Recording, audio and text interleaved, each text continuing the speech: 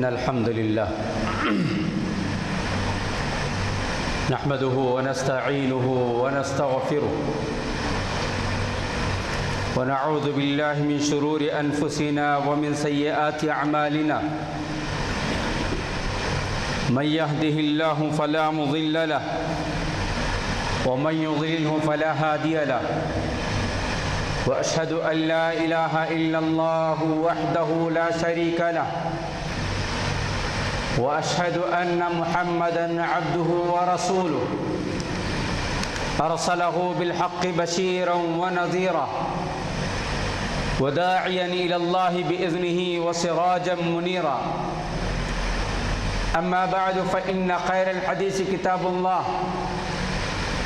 وخير الهدي هدي محمد صلى الله عليه وسلم وشر الأمور محدثاتها وكل محدثة بدعة وكل بدعة ضلالة وكل ضلالة في النار أعوذ بالله من الشيطان الرجيم بسم الله الرحمن الرحيم النبي أولى بالمؤمنين من أنفسهم وأزواجه أمهاتهم وقال الله تبارك وتعالى ورفعنا لك ذكرك وقال الله تبارك وتعالى وما أرسلناك إلا رحمة للعالمين وقال الله تبارك وتعالى إنا أعطيناك الكوثر فصل لربك وانهر إن شأنك هو الأبتر وقال الله تبارك وتعالى إن الذين يؤذون الله ورسوله لعنهم الله في الدنيا والآخرة وأعد لهم عذابا مهينا وقال الشاعر وشق له من اسمه ليجله وشق له من اسمه ليجله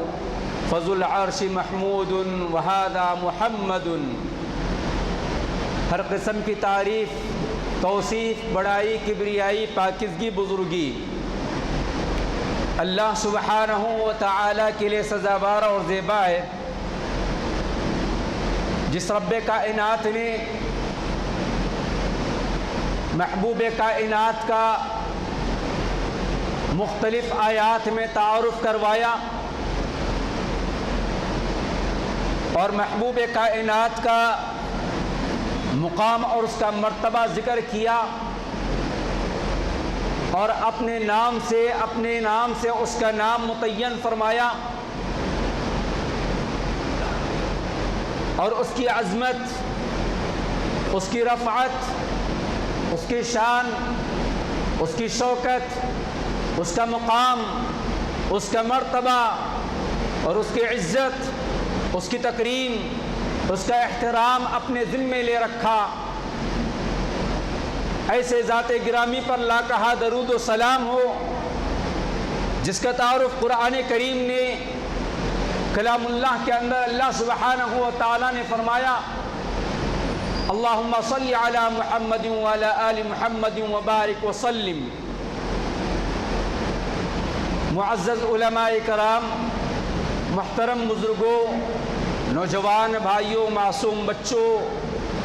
اور پردہ نشین اسلامی مائیں اور بہنیں اور میری آواز سننے والے مسلمان بھائیوں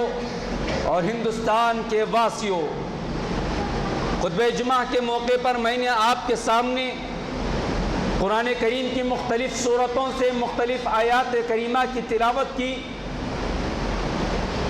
ان آیات کی روشنی میں اور ہندوستان کے موجودہ حالات کے اعتبار سے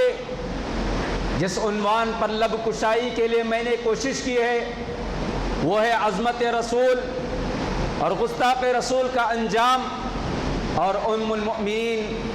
مائی عائشہ صدیقہ رضی اللہ تعالی عنہا کے ساتھ نکاح، اس کے اسباب، انشاءاللہ المستعان عنوان کے ان تینوں حصوں پر مختصر انداز میں آپ کے سامنے گفتگو کی جائے گی۔ اس لیے گفتگو کی جائے گی کہ یہ ہمارے ایمان کا حصہ ہے، نبی علیہ الصلاۃ والسلام کی ذات پر ہم نے ایمان لے آیا ہے تو نبی محترم علیہ الصلاۃ والسلام کے جو حقوق امت مسلمہ پر عائد ہوتے ہیں بحیثیت مسلمان، بحیثیت مومن، ہم پر آپ علیہ الصلاۃ والسلام کے جو حقوق عائد ہوتے ہیں ان میں سے ایک حق دفاع بھی ہے۔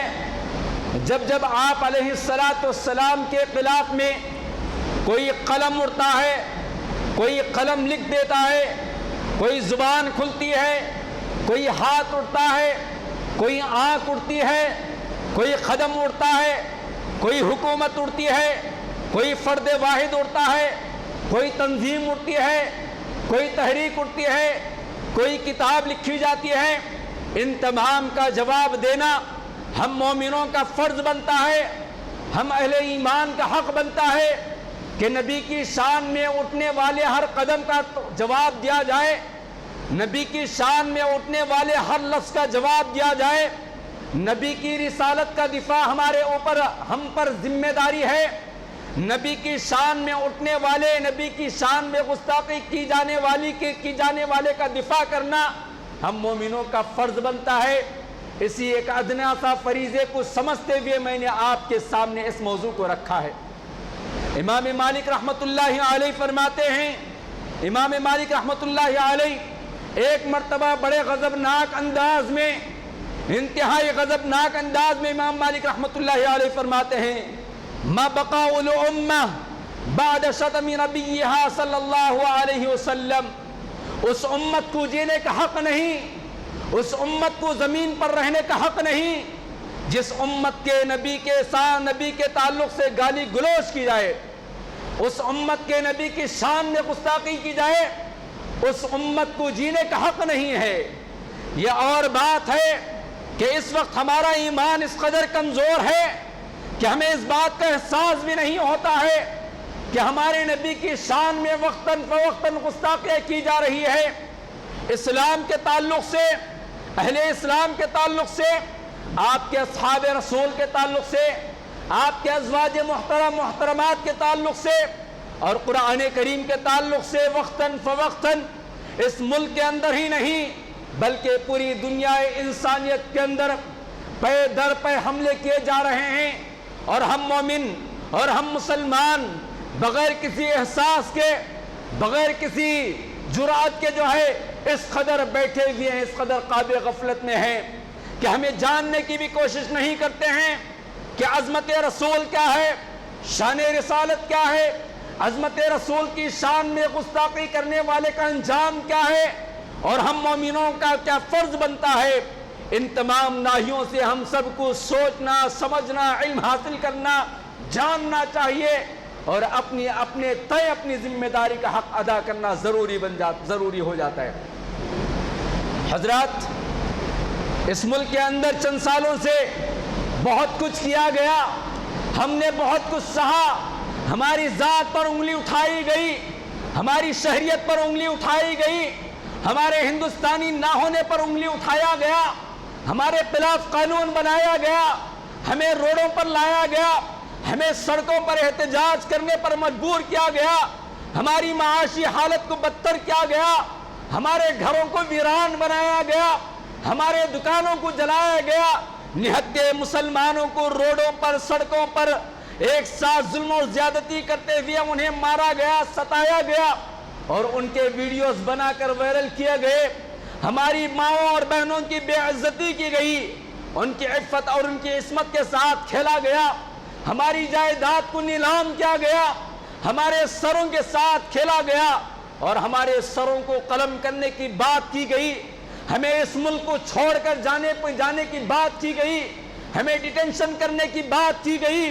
ہمارے والدین کو برا بھلا کیا گیا، ہماری پیدائش پر انگلی اٹھائی گئی، ہمارے مساجد کے مینار کے اوپر انگلیاں اٹھائی گئی، ہمارے اذانوں پر پابندی کی بات کی گئی، ہماری اذانوں کو لاؤڈ اسپیکر میں دینے سے منع کرنے کی بات کی گئی، ہماری بہن بیٹیوں کے حجاب پر پابندی کی بات کی گئی، ہمارے مدارس پر پابندی کی بات کی گئی، ہم نے سب کچھ برداشت کیا، ہم نے سب کچھ برداشت کیا۔ اے ظالموں سن لو، الا رسول اللہ، ہم سب کچھ برداشت کر سکتے ہیں، ہماری جانوں کو نچھاور کر سکتے ہیں، ہماری اولاد کو قربان کر سکتے ہیں، ہماری جائیداد کو نچھاور کر سکتے ہیں، ہم اپنی زندگی کو قربان کر سکتے ہیں، ہم سب کچھ برداشت کر سکتے ہیں، ہماری لاکھوں جانوں کو قربان کر سکتے ہیں، ہماری جائیداد کو قربان کر سکتے ہیں، ہماری شریعت کو قربان کر سکتے ہیں، ہمارے تعلق سے تمہارے پیدا ہونے والے شکوک و شبہات کو ہم برداشت کر سکتے ہیں، لیکن اللہ رسول اللہ، جب رسول اللہ کی ذات کی بات آئے گی، جب ہمارے نبی کی بات آئے گی، ہمارے دین و ایمان کی بات آئے گی، کلام اللہ کی بات آئے گی، بیت اللہ کی بات آئے گی، ہماری شریعت کی بات آئے گی، تو ہم ان تمام چیزوں کو برداشت نہیں کریں گے۔ ہماری برداشت، ہمارا صبر، ہمارے تحمل کو تم نے دیکھا ہے، لیکن یاد رکھو اگر تم نے یہ ظلم اور زیادتی اسی طرح کرتے رہو گے، ہمارے نبی کی شان میں، ہمارے نبی کے اصحاب رسول کی شان میں، ہمارے نبی کی بیویاں جو ہم سب کی مائیں ہیں، ان کی شان میں اگر تم گستاخی کرتے رہو گے تو تمہارا ہاتھ کاٹ دیا جائے گا، تمہارا ہاتھ کاٹ دیا جائے گا، تمہاری زبان کھینچ لی جائے گی، تمہاری آنکھیں کھینچ لی جائیں گی، تمہیں لبے سڑک ختم کر دیا جائے گا، تمہیں صرف دھمکیاں نہیں دیں گے بلکہ مسلمان کا ادنا سے ادنا نوجوان، وہ مسلمان جس کو نماز کے فرائض نہیں معلوم،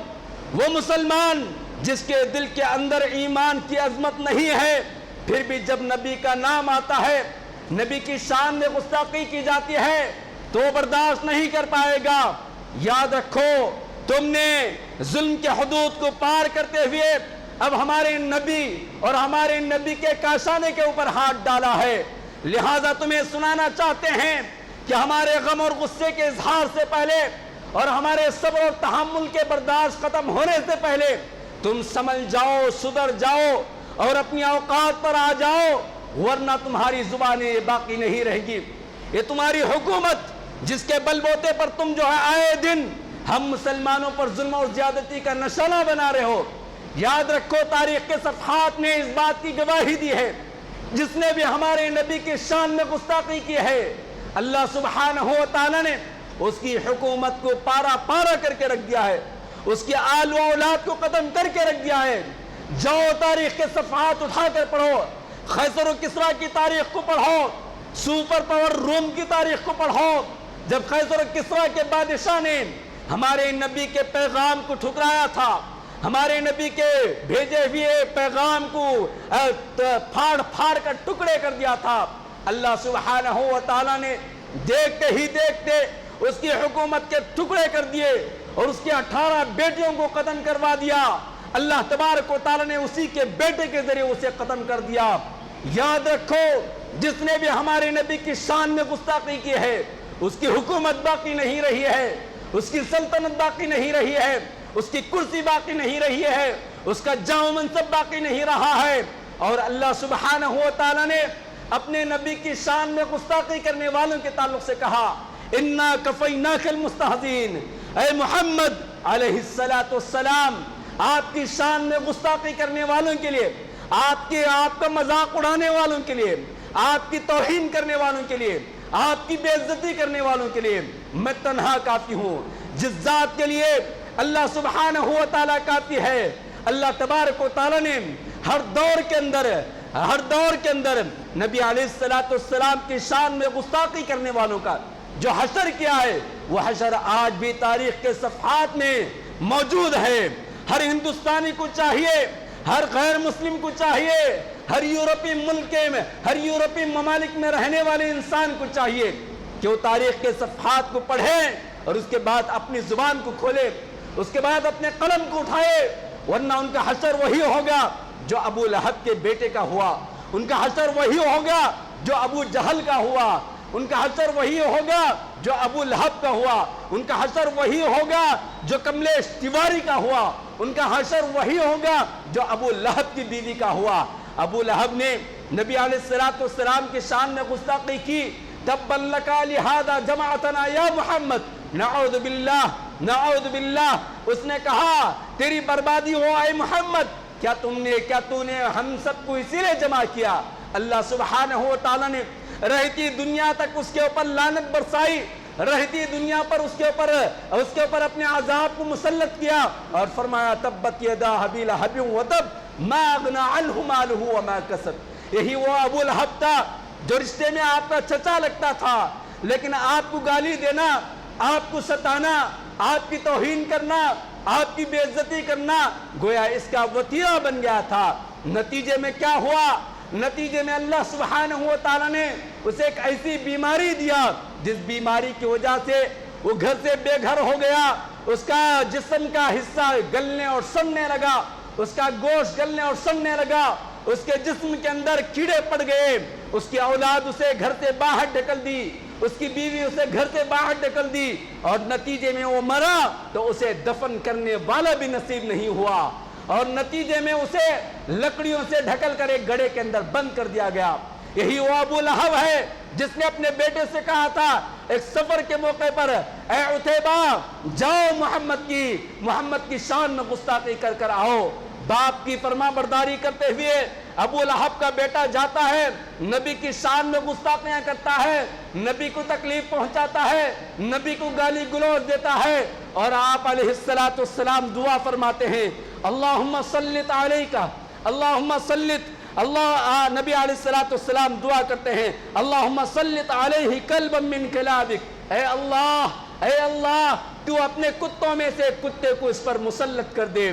تو اپنے کتوں میں سے جو کتوں کی مخلوق ہے اس میں سے کتا اس پر مسلط کر دے۔ آپ علیہ السلام کے شان میں گستاخی کرنے والے عتیبہ کا انجام کیا ہوا؟ تاریخ کے صفحات میں لکھا گیا ہے، امام ابن کثیر رحمت اللہ علیہ نے سورۃ النجم کی تفسیر کے اندر اس واقعے کو نقل فرمایا ہے۔ آپ علیہ السلام کے شان میں گستاخی کرنے والا یا ابو لہب کا بیٹا عتیبہ جو ہے نکل جاتا ہے، اور سفر کرتے کرتے مسافرین کا قافلہ رات میں ایک جنگل اور بیابان کے اندر پہنچتا ہے۔ وہاں کا راہب کہتا ہے تم یہاں سے واپس چلے جاؤ، یہاں تو یہ جنگل ہے، یہ بیابان ہے، یہاں درندے ہیں، یہاں چرندے ہیں، یہاں شیر آتا ہے، یہاں انسانوں کا رہنا مشکل ہے۔ ابو لہب پریشان ہو جاتا ہے، اسے اس قدر یقین تھا کہ اب میرا بیٹا اس دنیا میں نہیں بسے گا، اب میرے بیٹے کو پر اللہ کا عذاب آئے گا۔ کیوں؟ اس لیے کہ اس نے شان محمد میں گستاخی کی ہے۔ ابو لہب مشرک تھا، ابو لہب نافرمان تھا، ابو لہب گستاخ رسول تھا، لیکن اسے اس قدر یقین تھا کہ اب میرے بیٹے کا حشر برا ہوگا۔ وہ ڈر گیا، سہم گیا، اس نے اپنے پورے قافلے والوں کو جمع کیا، اپنی سرداری کا حوالہ دیا، اپنی ذمہ داری کا واسطہ دیا، اپنے احسانات کو گنایا اور کہا دیکھو آج کی رات تم سب مل کر میرے بیٹے کی حفاظت کرنا۔ لیکن اللہ سبحانہ و تعالی کا عذاب جس نے اس کے نبی کی شان میں گستاخی کی تھی اس کا کوئی محافظ نہیں ہو سکتا ہے۔ انا کفیناک المستہزئین کی کھلی مثال وہاں دیکھنے کو ملتی ہے۔ ابو لہب نے سب کو جمع کیا اور ساروں کا ساز و سامان جمع کیا، ایک بلڈنگ کی طرح بنایا، اس کے اوپر اپنے بیٹے کو بٹھا دیا اور سارے قافلے والوں سے کہا ساری رات جاگتے رہنا اور میرے بیٹے کی حفاظت کرنا۔ مؤرخ لکھتا ہے، مفسرین لکھتے ہیں کہ رات ہوئی، شیر آیا اور سارے قافلے والوں کو جانچا اور پھر واپس جانے لگا تو ابو لہب کے جان میں جان آئی کہ میرا بیٹا بچ گیا۔ لیکن ایسا ہو نہیں سکتا، اس آنے والے شیر نے سب کچھ چیک کرنے کا مقصد یہ تھا کہ اس میں ابو لہب کا بیٹا کون ہے، اس میں شان رسالت میں گستاخی کرنے والا گستاخ کون ہے، توہین رسالت کرنے والا، نبی کو تکلیف پہنچانے والا کون ہے، معلوم کرنے کے لیے اس نے سارے لوگوں کو سونگا اور پھر اس کے بعد 2 قدم پیچھے آیا اور اس کے بعد چھلانگ لگاتے ہوئے اس سامان کی بلڈنگ پر گیا جہاں ابو لہب کا بیٹا بیٹھا ہوا تھا اور ساروں کے سامنے اس کو چیر اور پھاڑ کر ختم کر دیا۔ یہی حشر ہوگا۔ اے ظالموں تم سن لو، تم نے ہمارے اوپر انگلی اٹھایا، ہم برداشت کرتے رہے، لیکن اللہم صلت علیہ کلابا من کلابک، یہی بدوا ہماری بھی رہے گی، اور انا کفیناک المستہزئین، ہمارا رب تمہارے لیے کافی ہو جائے گا اور تمہاری حکومت اور تمہاری سلطنت تمہیں برباد کر کے رکھے گی۔ یہ اور بات ہے کہ تم جن آقاؤں کو خوش کرنے کے لیے، تم جس کرسی کو بچانے کے لیے، تم جس پارٹی کے اندر اپنا عہدہ اور اپنا مقام بڑھانے کے لیے زبان کو کھولا تھا انہوں نے ذلیل اور رسوا کر کے تم کو باہر کا راستہ دکھا دیا ہے، اور دیکھتے ہی جاؤ کہ تم عنقریب تمہارا حشر کیا ہوگا، تمہارے ساتھ کیا سلوک کریں گے۔ حضرات، نبی علیہ السلام کی عظمت، نبی علیہ السلام کا مقام، نبی صلی اللہ علیہ وسلم کی عظمت، نبی صلی اللہ علیہ وسلم کی رفعت ہم اور آپ کیا ذکر کریں۔ زمین کا کوئی ایسا حصہ باقی رہے،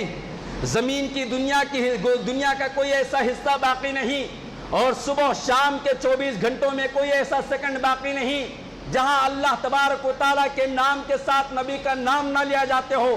جاؤ تم فضاؤں کی سیر کر آؤ، سمندروں کے تہ میں جا کر آؤ، پہاڑوں کے غاروں کے تہ کے اندر جا کر آؤ، اور ساری دنیا کی سیر کر آؤ، تو تمہاری زبان پر ببانگ دہل ایک ہی جواب ہوگا۔ تم اعلان کرنے پر مجبور ہوگے کہ میں نے فضاؤں کا سفر کیا، میں نے چاند کا سفر کیا، میں نے سمندروں کے تہ میں جا کر غوطہ لگانے کی کوشش کی، میں پہاڑوں کے غاروں کے اندر گیا، میں زمین کے بلوں کے اندر گیا، میں گھنے جنگلوں کے اندر گیا، میں ویرانوں کے پاس گیا، میں آبادی میں گیا، میں افریقہ کے جنگلوں میں گیا، میں امریکہ کے وائٹ ہاؤس میں گیا، جہاں بھی گیا ایک ہی آواز مجھے سنائی دی، اشہد ان لا الہ الا اللہ کے بعد اشہد ان محمد رسول اللہ کی گواہی دیتے ہوئے مجھے میناروں سے ہی آواز آئی، مجھے آسمانوں سے ہی آواز آئی، مجھے درختوں سے ہی آواز آئی، مجھے چرندوں اور پرندوں کی زبان سے ہی سننے کو ملا، مجھے سمندر کے تہ سے ہی سننے کو ملا۔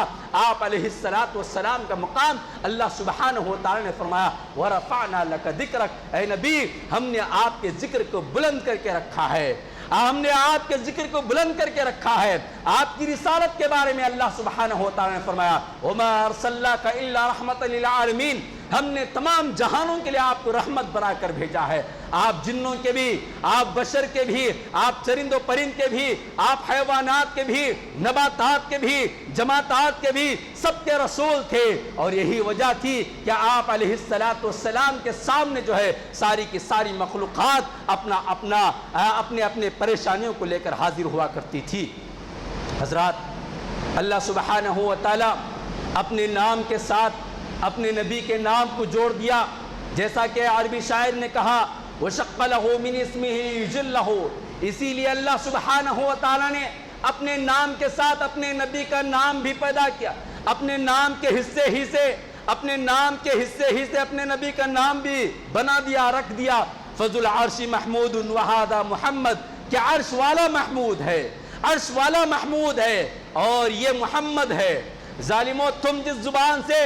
میرے نبی کی شان میں گستاخی کرتے ہو، اسی زبان سے اسی گندی زبان سے یہ نام بھی نکلتا ہے، تمہارے نبی محمد کا لفظ بھی تم نکالتے ہو، گویا محمد کا معنی تم نہیں جانتے ہو، اگر تم جانتے تو شاید کہ محمد علیہ السلام کی شان میں گستاخی نہیں کرتے ہو۔ گستاخی کرنے والوں کا انجام بہت برا ہے، گستاخی کرنے والوں کا انجام بہت برا ہے۔ سورہ احزاب کی آیت 57 جا کر پڑھ لیجئے، اللہ سبحانہ و تعالی فرماتے ہیں ان الذین یعدون اللہ ورسولہ لعنہم اللہ فی الدنیا والآخرہ واعد لہم عذابا مہینا، کہ جو بھی اللہ اور اس کے رسول کو تکلیف پہنچاتا ہے، جو بھی اللہ اور اس کے رسول کو ایذا پہنچاتا ہے، اس کے دنیا کے اندر بھی اس کے لیے لعنت ہے، آخرت کے اندر بھی اس کے اوپر لعنت ہے، اور آخرت میں اللہ تبارک و تعالی بڑا ہی ذلت کن اور بڑا ہی ذلیل عذاب تیار کر کے رکھا ہے۔ اللہ تبارک و تعالی نے اس تاریخ کا بھی ذکر کیا ہے کہ ہر قوم نے اپنے نبی کا مذاق اڑایا، لیکن مذاق اڑانے والی قوموں کا انجام کیا ہوا؟ مذاق اڑانے والے قوموں کا انجام کیا ہوا؟ قوم نوح نے نوح علیہ السلام کا مذاق اڑایا، نتیجے میں اللہ تبارک و تعالی کے طوفان میں غرق ہو گئے۔ قوم سمود نے اللہ تبارک و تعالی کا مذاق اڑایا، نتیجے میں اللہ تعالی کے عذاب سے وہ بچ نہیں سکے۔ مختلف قوموں کا ذکر ہمیں قرآن کریم کے اندر ملتا ہے۔ یہ کوئی نئی بات نہیں کہ انبیاء علیہ السلام کی شان میں گستاخی کرنے والے آج نہیں پیدا ہوئے، بلکہ روز اول سے پیدا ہوئے۔ اللہ تبارک و تعالی نے فرمایا وَلَقَدِ اسْتُهْزِئَ بِرُسُلٍ مِّن قَبْلِكَ فَحَاقَ بِالَّذِينَ سَخِرُوا مِنْهُمْ مَا كَانُوا بِهِ يَسْتَهْزِئُونَ۔ سورہ انعام کی آیت 10 کے اندر اللہ تبارک و تعالی نے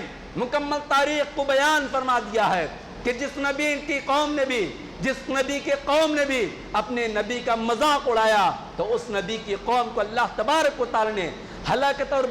بربادی کے دہانے پہنچا دیا، اور ان کے مذاق نے انہیں لے ڈوبا، اور ان کا تمسخر نے انہیں اس دنیا کے اندر ذلیل اور رسوا کر کے رکھ دیا۔ اللہ تبارک و تعالی اپنے رسول علیہ الصلوۃ والسلام کے تعلق سے فرماتا ہے، اے اللہ کے نبی علیہ الصلوۃ والسلام، آپ کا کام ابلاغ رسالت ہے، آپ کا کام دعوت و تبلیغ ہے، لوگوں کی جانب سے آنے والی تکلیف، لوگوں کی جانب سے اٹھنے والے مسائل، لوگوں کی جانب سے آنے والے مصائب، اور لوگوں کی جانب سے کی جانے والی توہین، ان تمام چیزوں کے لیے ہم کافی ہیں آپ کے لیے۔ اللہ نے فرمایا، یا ایھا الرسول بلغ ما انزل الیک من ربک وان لم تفعل فما بلغت رسالته واللہ یعصمک من الناس۔ ساری انسانیت کی جانب سے رسول کی شان میں اگر کوئی گستاخی کرتا ہے تو اس کے لیے اللہ تبارک و تعالیٰ کافی ہے۔ اللہ تبارک و تعالیٰ نے ہم مومنوں کے تعلق سے اور پیارے نبی علیہ الصلوۃ والسلام کے تعلق سے فرمایا، الیس اللہ بکاف عبدہ، کیا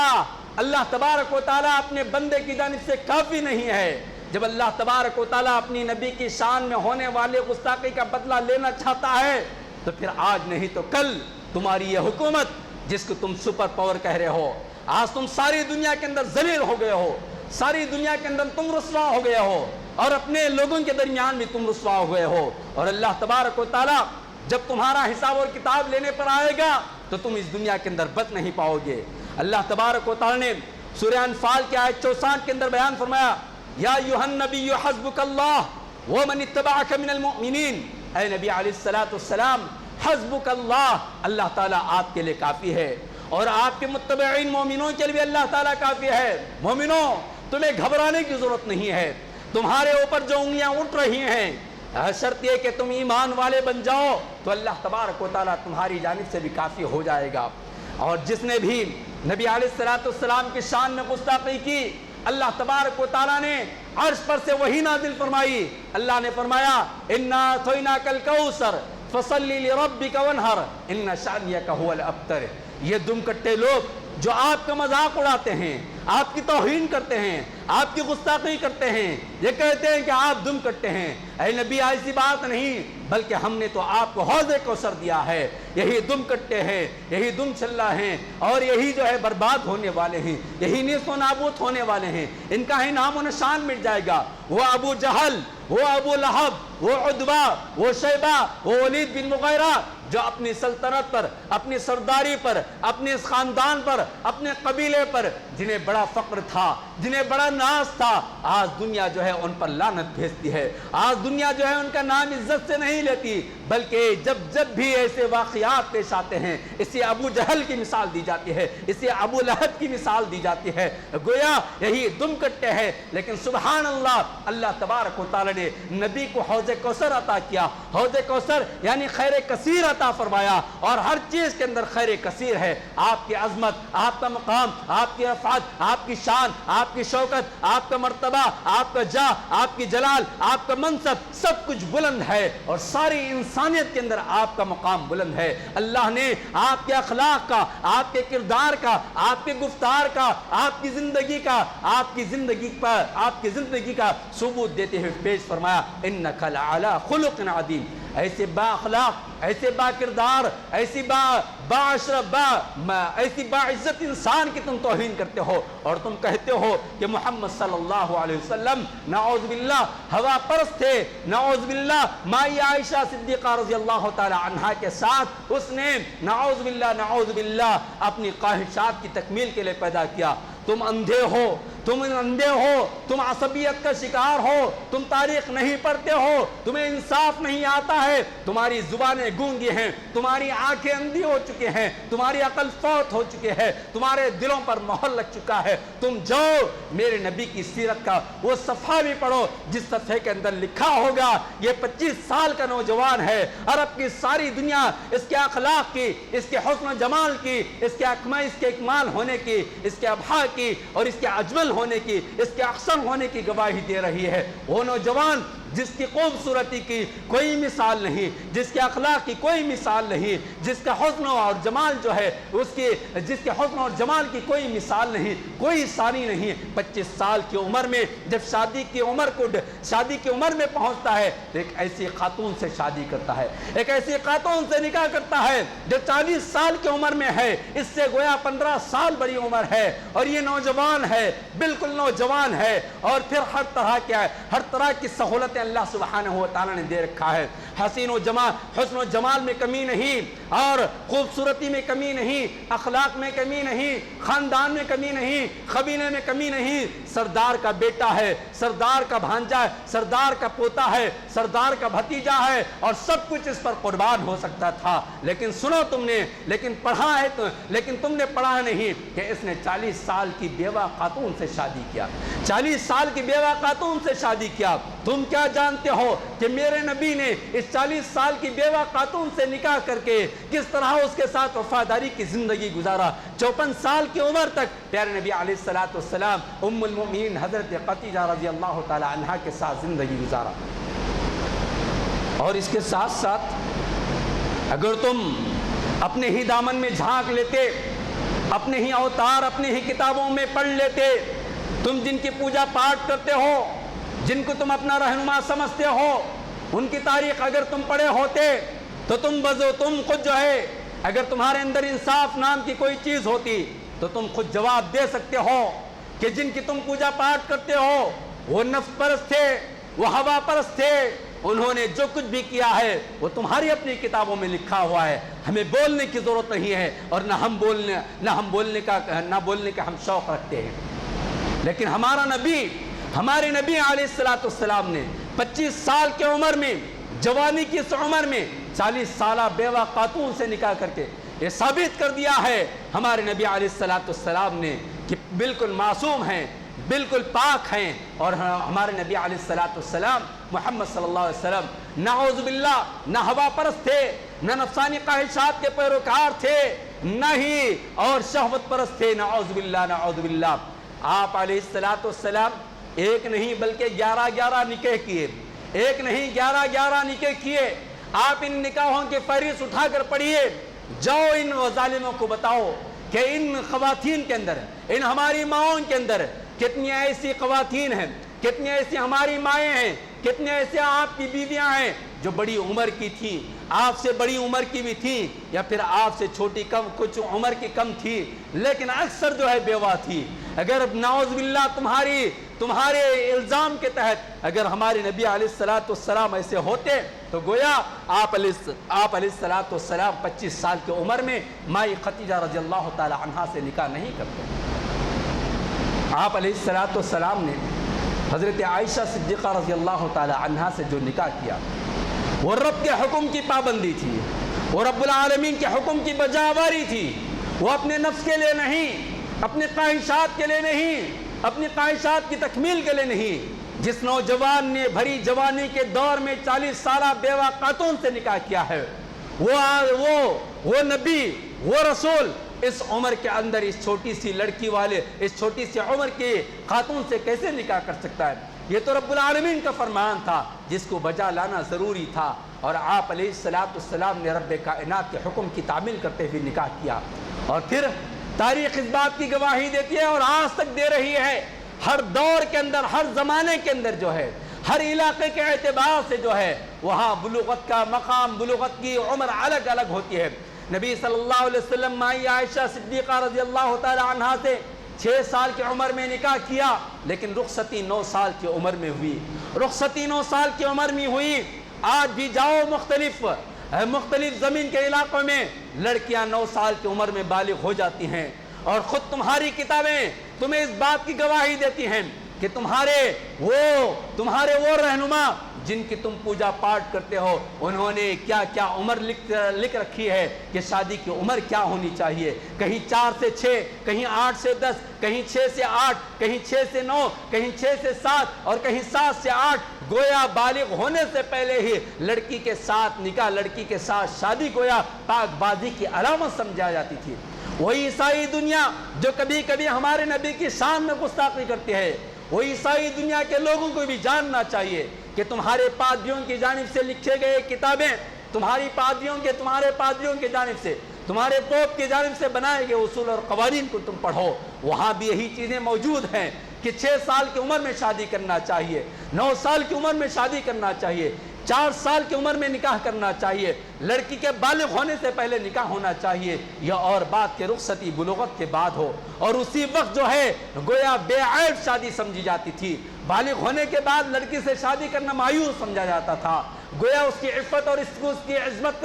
کی عصمت پر انگلیاں اٹھائی جاتی تھی۔ یہ کوئی نئی بات نہیں تھی، یہ کوئی نیا واقعہ نہیں تھا۔ آپ علیہ السلام کی شان میں گستاخی کرنے والے یہ عرب کے مشرکین آپ صلی اللہ علیہ وسلم کو ذہنی تکلیف تو دیے، مالی تکلیف دیے، آپ صلی اللہ علیہ وسلم کو برا بھلا کہا، کبھی جادوگر کہا، کبھی شاعر کہا، کبھی مجنون کہا، کبھی نعوذ باللہ پاگل کہا، ہر طرح کی تکلیف آپ کو دیے، لیکن کبھی بھی ان مشرکین عرب نے، چاہے وہ مکے کے ہو یا پھر مدینے کے یہودیوں ہو یا عیسائیوں نے بھی کبھی اس بات پر انگلی نہیں اٹھائی کہ دیکھو محمد، نعوذ باللہ، محمد صلی اللہ علیہ وسلم عمر کے اس حصے میں ایک چھوٹی سے لڑکی سے شادی کیا، اس طرح کے عیب کی کوئی بات نہیں نکالی۔ کیوں؟ اس لیے کہ اس دور کے اندر یہ کوئی معیوب بات نہیں تھی۔ مائی عائشہ صدیقہ رضی اللہ تعالی عنہا کا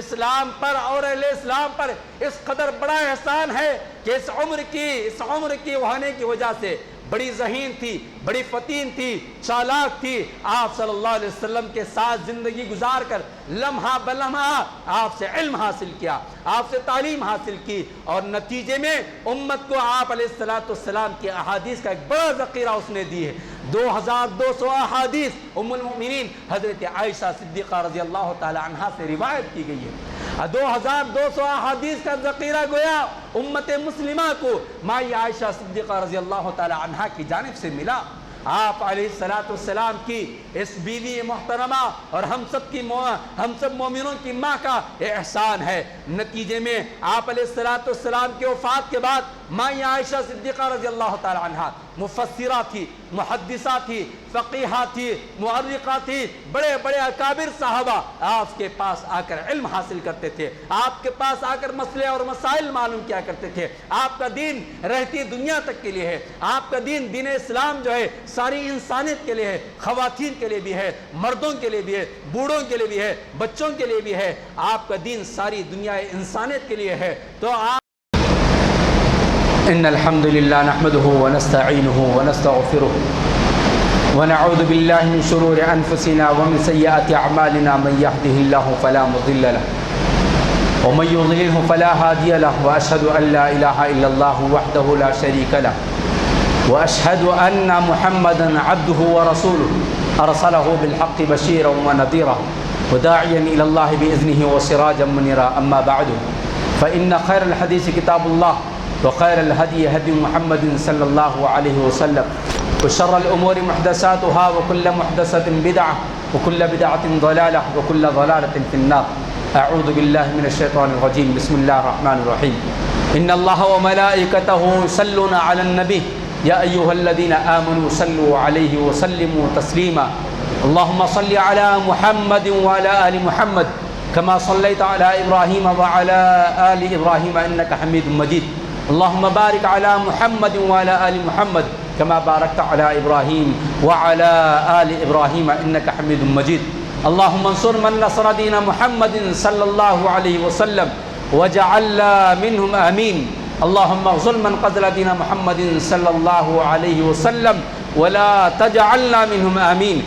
رحمني ورحمكم الله إن الله يأمر بالعدل والإحسان وإيتاء ذي القربى وينهى عن الفحشاء والمنكر وَلَذِكْرُ اللَّهِ أَكْبَرُ والسلام علیکم ورحمۃ اللہ وبرکاتہ۔ گھریلو زندگی کو واضح کرنے کے لیے مائی عائشہ صدیقہ رضی اللہ تعالی عنہ کا بڑا احسان ہم پر ہے کہ آپ علیہ السلام گھر کے اندر کس طرح کی زندگی گزارا کرتے تھے۔ حاضرین،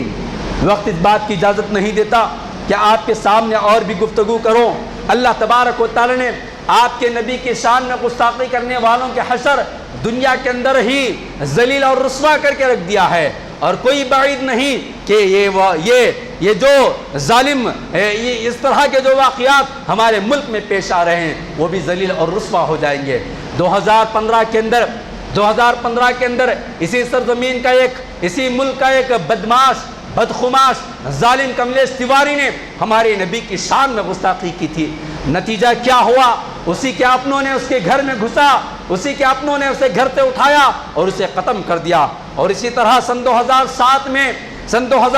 میں روس کا ایک آدمی، اس نے نبی صلی اللہ علیہ وسلم کی شان میں گستاخی کی، تو اکتوبر 2021 کے اندر وہ اپنی کار کے اندر اپنے تمام محافظوں کے درمیان رہتے ہوئے بھی جل کر خاک ہو گیا اور اسے کوئی بچا نہیں پایا۔ اور پھر اس طرح کے بہت سارے واقعات موجود ہیں کہ کتوں نے نبی کی شان میں کی جانے والی گستاخیوں کو برداشت نہیں کیا اور حکومت کرنے والے حکمرانوں کی محفلوں میں کود پڑے اور وہیں پر کتا اس کی گردن کو دبوچا اور وہیں پر ختم کر دیا۔ یہ نبی کی شان میں گستاخی اللہ کی کوئی مخلوق برداشت نہیں کر سکتی ہے۔ لہٰذا ہم خلاصے کے طور پر یہی کہنا چاہتے ہیں کہ لارس فکلیس کی طرح یہاں کے ان دونوں ظالموں کا بھی یہی حشر ہوگا، کملیش تیواری کی طرح، خیسر و کسریٰ کے پرویز کی طرح ان ظالموں کا بھی یہی حشر ہوگا۔ وقت آنے سے پہلے سنبھلنے اور سدھرنے کی کوشش کرنا چاہیے۔ خلاصے کے طور پر اب ہمیں اور آپ کو کیا کرنا چاہیے، ایک دو باتیں بتا کر میں اپنی بات کو ختم کر دیتا ہوں۔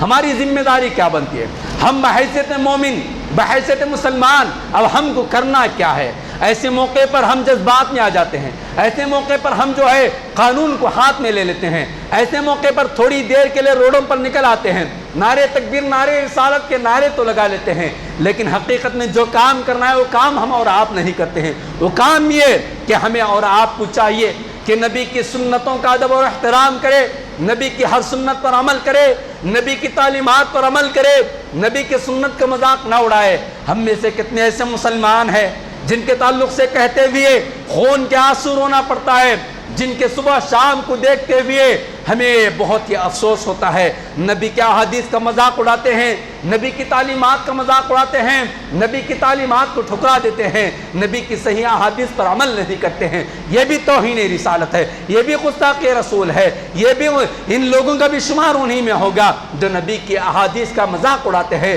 جو نبی کی احادیث پر عمل نہیں کرتے ہیں، نبی کی تعلیم کی توہین کرتے ہیں۔ تو سب سے پہلا کام یہ ہے کہ نبی کی تعلیمات پر عمل کرے۔ دوسرا کام یہ ہے کہ نبی کی تعلیمات کو عام کرے، نبی کی رسالت کو پہنچائے، نبی کی سیرت کو پہنچائے۔ اب یہ وقت آ چکا ہے کہ ہم ہر گھر نبی کے پیارے اخلاق کو لوگوں کے سامنے پیش کرے، نبی کی سیرت کو پیش کرے، نبی کی صورت کو پیش کرے، نبی کی زندگی کو پیش کرے۔ کس قدر افسوسناک واقعہ ہے، کس قدر افسوسناک بات ہے کہ ہمارا نوجوان، چاہے وہ لڑکا ہو کہ لڑکی ہو، آج دنیا کے تمام لیڈروں کی وہ سیرت جانتے ہیں، دنیا کے تمام ہیروں کے وہ زندگیاں جانتی ہیں، لیکن نہیں جانتے ہیں، نہیں معلوم ہے تو ہمارے نبی کی سیرت نہیں معلوم۔ لہٰذا اس وقت ضرورت اس بات کی ہے کہ نبی کی سیرت کو عام کیا جائے، نبی کی سیرت تحریر کے ذریعے، نبی کی سیرت تقریر کے ذریعے، نبی کی سیرت لیکچر کے ذریعے، نبی کی سیرت سیمینار کے ذریعے، نبی کی سیرت کانفرنس کے ذریعے، نبی کی سیرت نکڑوں پر، چوراہوں پر، دکانوں پر، سڑکوں پر،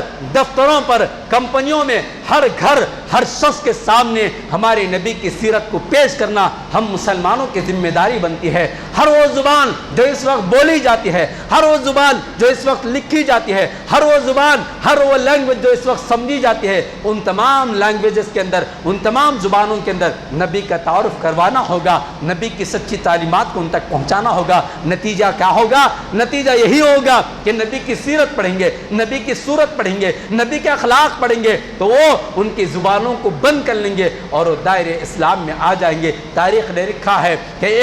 ایک حکمران جو ہے نبی کی شان میں گستاخی کر رہا تھا، کتا اٹھا اور اس کو دبوچ دیا اور اس کو مار دیا، تو منگلوں کی جو حکومت تھی اس وقت اس واقعے کو دیکھ کر 40,000 لوگ اسلام قبول کرے، 40,000 لوگ اسلام قبول کرے۔ نبی کی شان میں کتے نے گستاخی کو برداشت نہیں کرا، تو ہمیں بھی چاہیے کہ نبی کی سیرت کو عام کرے۔ تیسرا جو کام کرنا ہے وہ یہ کہ امن کے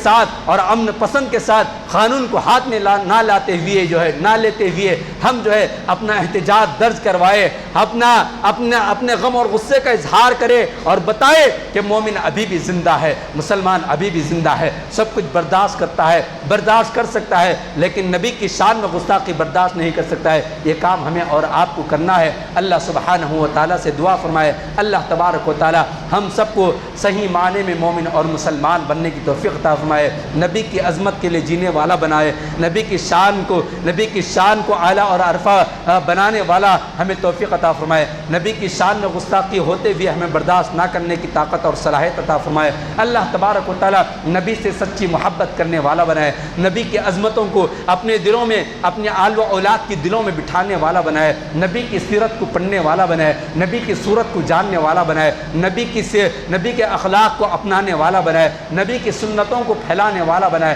نبی کی سیرت کو عام کرنے والا بنائے۔ اے اللہ جو ظالم، اے اللہ جو لوگ بھی، اے اللہ جن لوگوں نے بھی آپ کے نبی کی شان میں گستاخی کی ہے، اے اللہ آپ ان کے لیے کافی ہو جائے۔ اے اللہ بہت زیادہ ظلم اور زیادتی ہو رہی ہے، اے اللہ ان ظالموں نے ہم سب پر، آپ کے بندوں پر، آپ کے مساجد پر، آپ کے مساجد کے میناروں پر، آپ کے اذانوں پر، آپ کی شریعت پر انگلی اٹھایا۔ اے اللہ اب آپ کے نبی اور آپ کے نبی کے گھرانے پر اے اللہ ظالم انگلیاں اٹھا رہے ہیں۔ اے اللہ آپ ان کے لیے کافی ہو جائے، اے اللہ آپ ان کے لیے وافی ہو جائے۔ اے اللہ آپ کا وعدہ ہے، اے اللہ آپ کے نبی کی شان میں گستاخی کو آپ برداشت نہیں کر سکتے ہیں، اے اللہ آپ دکھا دیجئے، اے اللہ ان ظالموں کو نیست و نابود کر دیجئے۔ اے اللہ تا حشر کوئی جرت نہ کر سکے کہ آپ کی نبی کی شان میں گستاخی کرے، انہیں معلوم ہو جائے کہ ہندوستان کے مسلمانوں کے نبی کے خلاف اگر ہماری زبان کھلتی ہے تو ہماری زبان گونگی ہو جاتی ہے، ہماری آنکھیں بینائی سے چھن جاتی ہیں، ہمارے ہاتھ کٹ جاتے ہیں، ہمارے پیر کٹ جاتے ہیں، ہم زمین پہ کے اندر دھسے جاتے ہیں اور ہم زمین کے لائق بھی نہیں۔ اللہ انہیں معلوم ہو جائے، انہیں ان کے زندگی میں حشر عطا فرما دیجئے۔ اے اللہ ہماری دعاؤں کو قبول فرمائیے، اے اللہ مساجد کی حفاظت فرمائیے، اے اللہ مومنوں کی حفاظت فرمائیے۔ اے اللہ آپ کی نبی کی شان میں ہونے والے گستاخی کے خلاف جن مسلمانوں نے، جن مومن بھائیوں نے، جن رہنماؤں نے بھی آواز اٹھائی ہے، اللہ آج اگر یہ حکومت ان پر ظلم کر رہی ہے تو اللہ آپ ان کے محافظ بن جائیے، اللہ آپ انہیں بچا لیجئے۔ اللہ ہم مومنوں کو متحد ہو کر ایسے ظالموں کے خلاف آواز اٹھانے کی ہمیں توفیق عطا فرمائیے۔ اللہ ہم سب کی حفاظت فرمائیے، آمین۔ بارک اللہ لنا ولکم فی القرآن العظیم ونفعنا وإیاکم بالآیات والذکر الحکیم، انہ تعالی جواد ملک بر رؤوف رحیم ورب الحلیم۔